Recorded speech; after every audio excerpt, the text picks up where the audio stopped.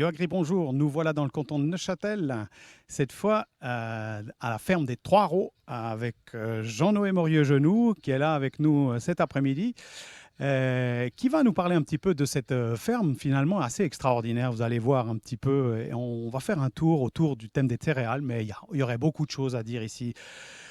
Salut, alors peux-tu Salut nous Pascal. présenter un tout petit peu cette ferme, puis comment c'est organisé? Qu'est-ce que vous faites ici dans la ferme de Trois Raux? Mais avec plaisir. Alors déjà, je vais me présenter. Comme Pascal a dit, je m'appelle Jean-Noé Morier-Genoux. Ça fait 5 ans et des poussières qu'on a repris cette ferme, qu'on a fait un passage à l'agriculture biologique et à la diversification de la ferme.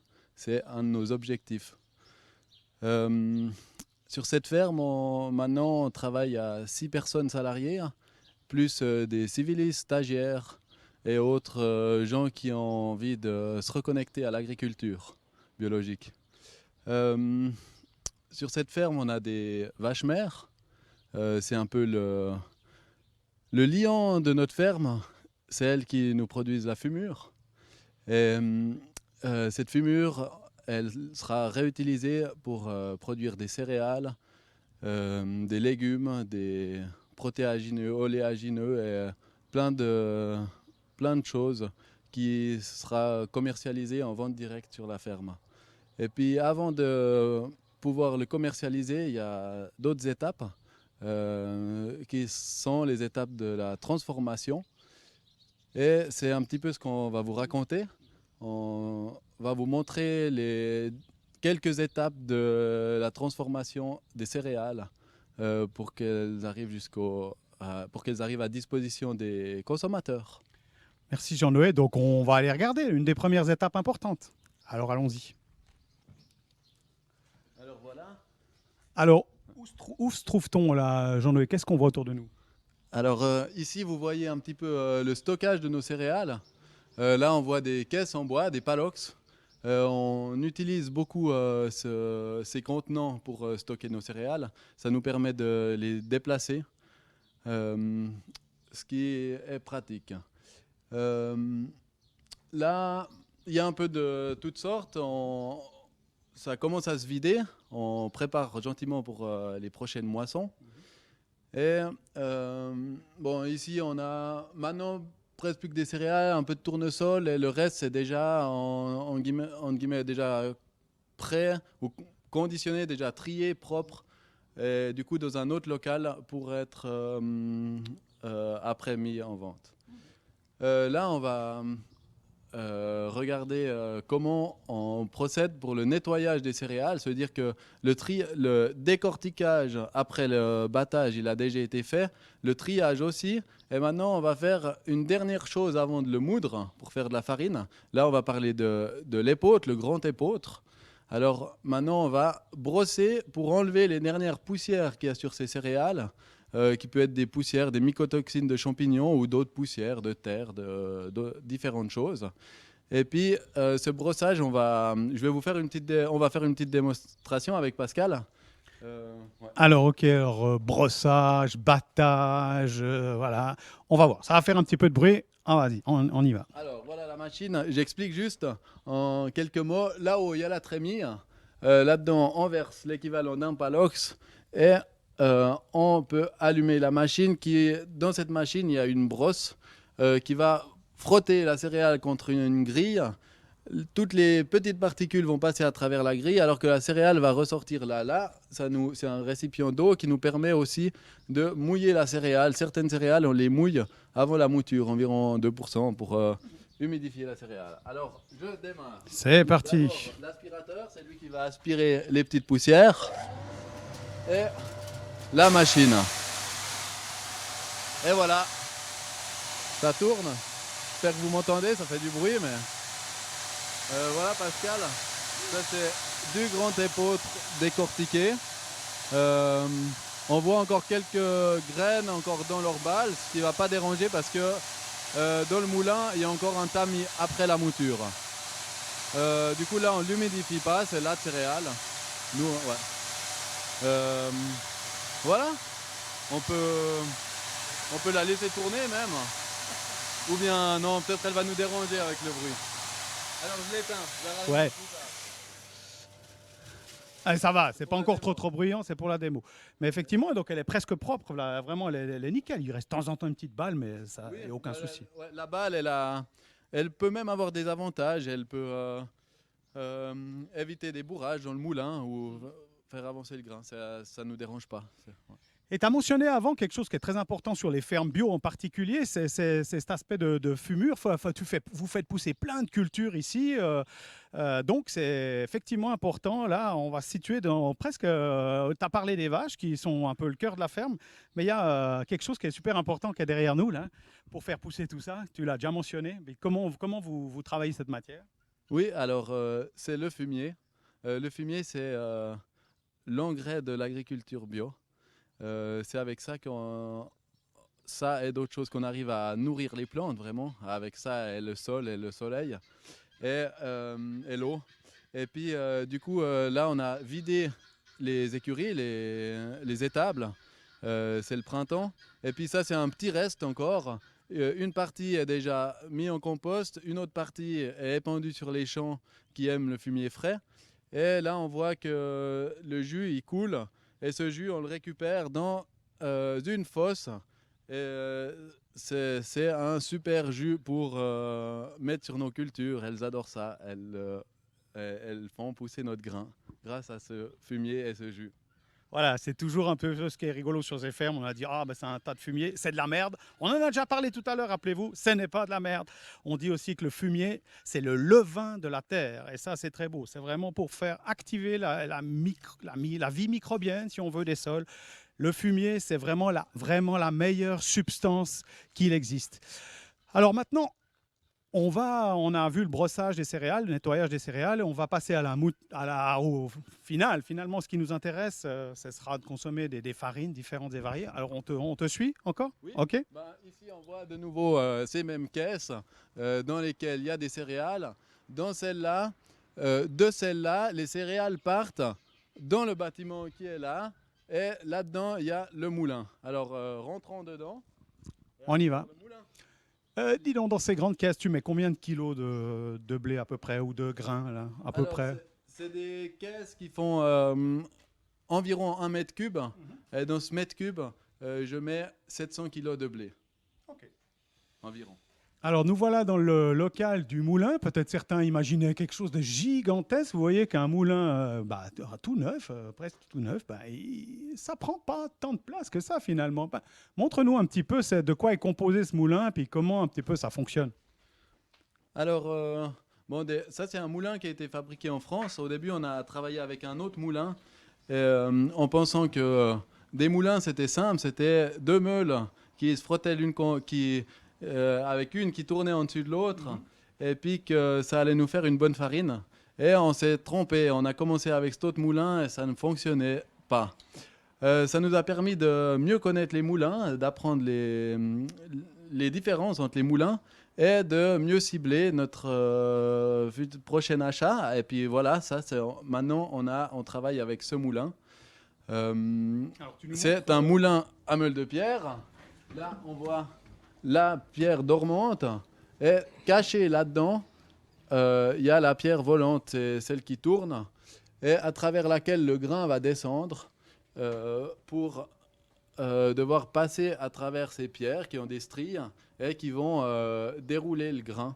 Et non, le moudre en force, parce que les stries, elles sont sortantes. À aucun moment, la farine devra être forcée à travers quelque chose. Contrairement à cet autre moulin, par exemple, qu'on avait avant. C'est des subtilités comme ça qui font des différences. Là, je pense que je peux le démarrer pour vous montrer un petit peu comment ça fonctionne. Du coup, ici, c'est la trémie. De ce tuyau, les céréales arrivent du palox. Et de la trémie, il y a la distribution de la graine qui est très importante pour avoir une distribution régulière. C'est une des pièces maîtresses du moulin. Et de là-dedans, ça va tomber dans le moulin. Et une fois que ça sort du moulin, ça va arriver dans la bluterie. C'est le tamis à farine, la bluterie. Alors, je vais le démarrer. Il n'est pas encore réglé. Alors, je vais procéder au réglage. Là, je démarre le moulin. Et je vais serrer jusqu'à trouver le contact avec la meule. Là, on a entendu le bruit du contact de la meule. Et puis maintenant, j'ai récarté les meules un petit peu pour que la farine ne sorte pas en force, pour que la mouture se fasse pas en force. Et maintenant, la meule est réglée, hein, je peux régler le débit du grain. Et là, on voit le grain qui commence à descendre dans le moulin. Voilà. Je regarde encore la puissance que demande le moulin pour cette mouture, ce qui permet d'affiner mon réglage de distribution du grain. Là, du coup, on moud de l'épeautre, le grand épeautre toujours, qu'on a brossé avant et qu'on moud. Alors voilà, on entend le moulin qui tourne, ça a l'air de fonctionner. Et puis maintenant, on peut ouvrir la bluterie. Je vous montre la bluterie. Alors, dans le couvercle, il y a une aspiration qui permet de gérer l'humidité du grain que la mouture va dégager. Ce qui est très important. Et là, il y a le tamis dit... Ouais, non, je veux pas...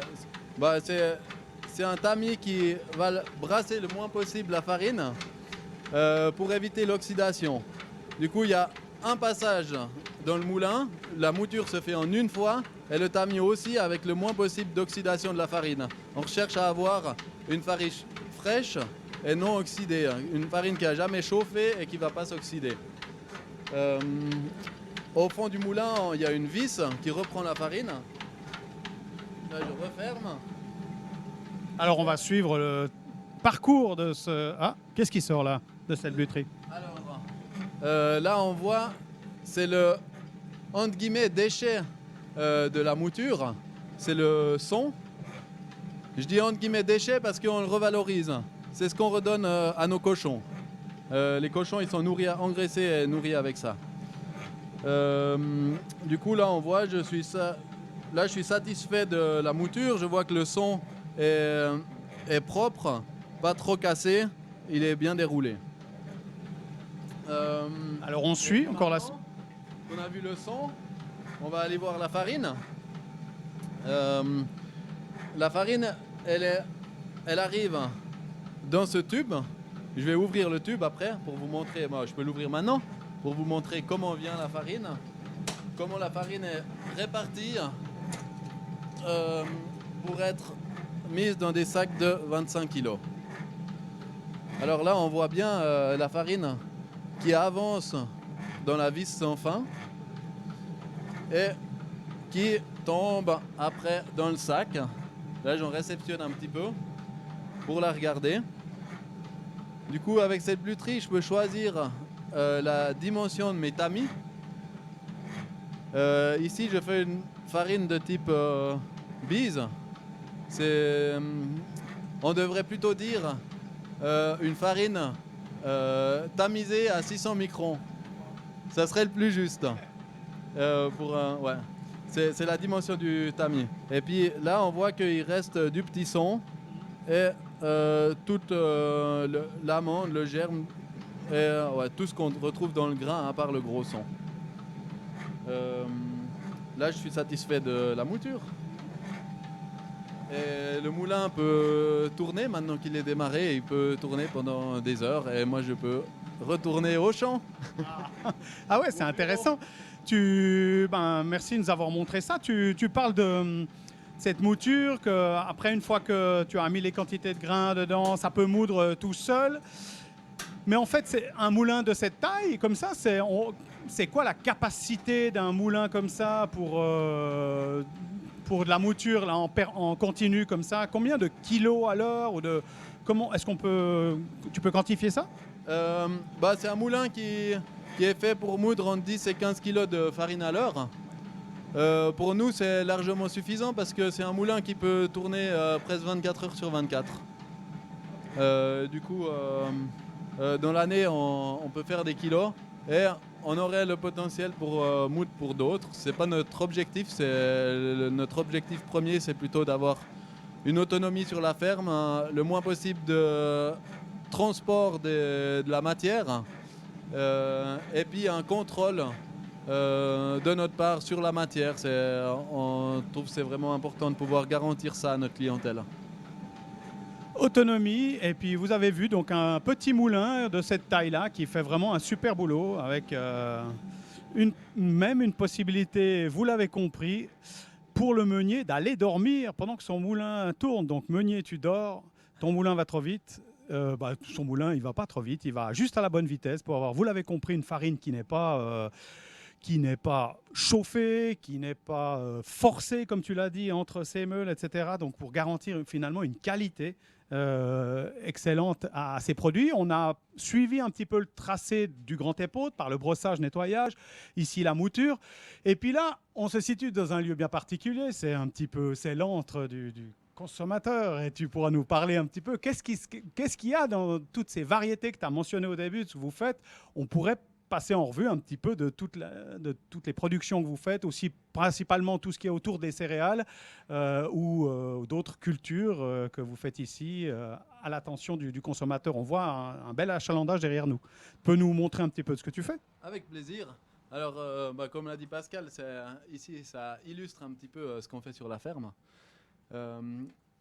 Là, vous pouvez voir toutes nos différentes tout le fruit des grandes cultures. Je dis grandes cultures, c'est toutes des choses qui ont été moissonnées à la moissonneuse-batteuse, toutes des graines. Alors là, on voit des lentilles, du millet, des graines de chanvre, des graines de tournesol décortiquées, des graines de lin, des graines d'avoine décortiquées, prêtes au floconnage, de la farine de maïs, de la polenta grosse et fine, moulue aussi avec le même moulin, des pâtes transformées. On amène la farine à un collègue, François Glauser, qui nous fait ces magnifiques pâtes et qui reviennent ici pour la vente. Après, il y a différentes farines. Farine d'amidonnier, une ancienne variété de céréales. Farine d'épeautre, celle qu'on moue maintenant. Le grand épeautre, farine de seigle. Farine de petit épeautre, qui est un des ancêtres, une des premières céréales cultivées qu'on connaît. De la farine de sarrasin, de la farine de blé intégrale, bise et mi-blanche. Et le reste, c'est des autres contenants, des plus gros sacs pour les gens qui ont envie. Et puis après, les pâtes, vous allez pouvoir voir les huiles, qui sont huile de tournesol, en dessus du congélateur, huile de caméline. Ces huiles, elles ont été aussi pressées sur la ferme, à l'aide d'une presse qui garantit une huile pressée à froid, avec des refroidisseurs, c'est tout un système complexe qui nous permet d'arriver à faire ça sur la ferme. Et puis, on voit aussi l'huile de chanvre et l'huile de lin qu'on conserve dans le frigo pour garder toutes ces vertus.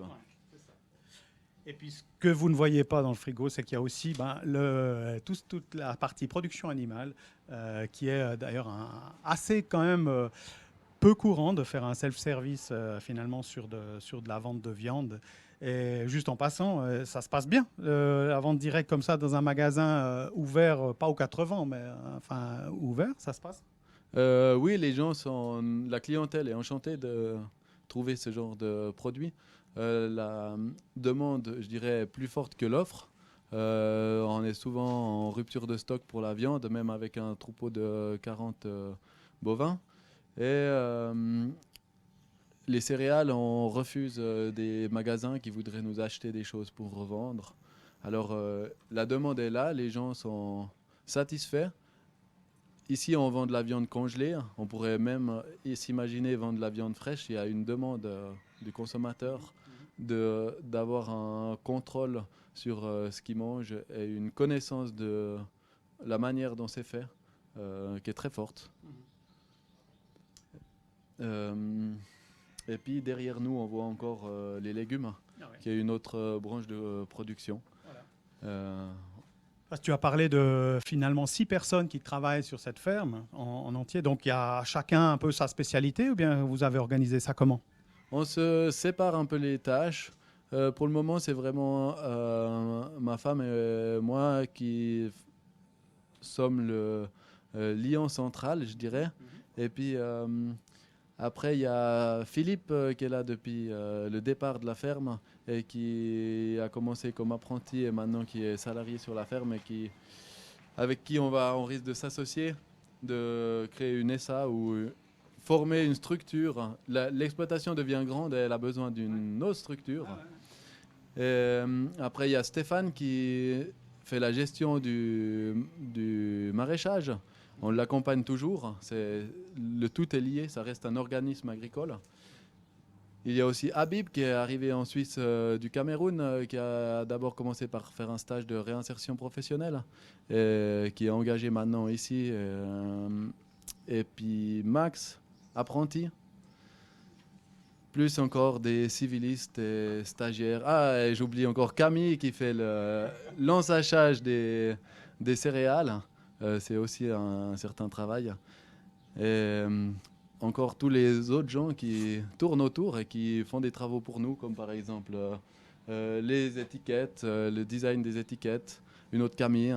Et il faut du monde pour faire tourner une ferme diversifiée et en agriculture biologique. Ouais, je pense qu'on a bien compris le message. C'est vrai que c'est étonnant, cette ferme, d'avoir eu un développement comme ça en 5-6 ans, de passer en bio, de diversifier les productions, pouvoir engager du monde, aller jusqu'à travailler les produits, les vendre en circuit court. On voit que c'est quand même une demande des consommateurs qui est énorme. Alors, on a effectivement beaucoup parlé. Maintenant, je crois que c'est le moment. Ah bah ouais, bah quand même. Allez, ah bah écoute, Jean-Noé m'invite gentiment à partager un petit verre de l'amitié. Ah, faire des choses qu'on a produit sur la ferme. Ah bah ouais, volontiers. Alors là, c'est du sirop de sureau. De cette année, oui, tout à fait. Enfin, non, de cette année, pas de cette année, de l'année passée. Là, le sureau, il n'a pas encore fleuri cette année. Hein. Ouais. Du coup, je te sers volontiers un petit sirop de sureau. Et puis, on va pouvoir déguster de la viande séchée de bœuf avec du pain de blé dans lequel on voit les graines de chanvre et graines de tournesol. Puis la viande, la viande, c'est de nos vaches qui ont été abattues là derrière à la ferme. Donc c'est une particularité ici sur la ferme de Trois-Ros. C'était la première ferme officielle reconnue aussi par le vétérinaire cantonal qui a pu faire ce qui est officiel maintenant en Suisse, l'abattage à la ferme, qui permet justement vraiment un stress vraiment minime de l'animal, même quasiment pas de stress si on veut, presque surprise j'imagine. Oui, on le voit c'est impressionnant quand on allait à l'abattoir. L'animal avait beaucoup de tension musculaire après sa mort. On voit que quand on abat l'animal à la ferme, il y a presque plus de tension musculaire, de convulsions. Où l'animal meurt avec... ça fait toujours, entre guillemets, rire le boucher parce qu'il meurt avec une touffe d'herbe dans la bouche. À mon avis, c'est une solution idéale pour l'animal et pour le consommateur. Je pense que ça améliore la qualité de la viande. Au niveau qualité de la viande, effectivement, puis au niveau finalement de l'éthique générale qui est défendue sur ces fermes bio, en particulier à la vôtre, je pense, c'est vraiment d'aller jusqu'au bout du respect de l'animal. Et cet animal, des fois, il est décrié ces dernières années, mais je rappelle que sans ruminants, par exemple, sur une ferme bio, c'est quasiment pas possible d'avoir un cycle complet avec la fertilité des éléments qui revient à la terre, etc. On l'a vu tout à l'heure sous le fumier, par exemple. C'est vraiment un maillon important de ce cycle qui est souvent un petit peu oublié. Tes visions un petit peu d'avenir pour terminer, il nous reste un tout petit moment. Qu'est-ce que tu pourrais te souhaiter actuellement pour la suite des événements, déjà sur votre ferme, mais en général aussi? Sur notre ferme, j'espère pouvoir continuer à concrétiser des idées qu'on a pour continuer à développer la ferme, offrir quelque chose de toujours plus attrayant à nos clients et augmenter la productivité et l'entretien de nos sols, la fertilité de nos sols, c'est un des objectifs principaux. Et puis j'espère que dans l'avenir, l'agriculture suisse va tendre vers une agriculture diversifiée, biologique et sans pesticides de synthèse. Je pense que c'est l'avenir. Merci beaucoup Jean-Noé pour cette belle conclusion. Je pense que vous êtes un super exemple de ce qu'on peut faire avec beaucoup de volonté.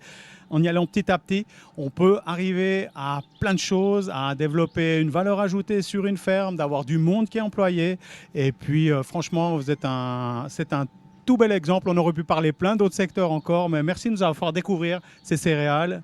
Et puis Santé Pascal. santé Jean-Noé, merci beaucoup pour la visite. Et puis, nous voilà au bout de cette séquence ici sur la ferme de Trois-Raux, dans la commune de Boudry, dans le canton de Neuchâtel. Et puis, je vais pouvoir repasser la parole au plateau à Moudon, qui va continuer sur les céréales avec Stéphane Détard comme invité. Merci beaucoup, à tout à l'heure.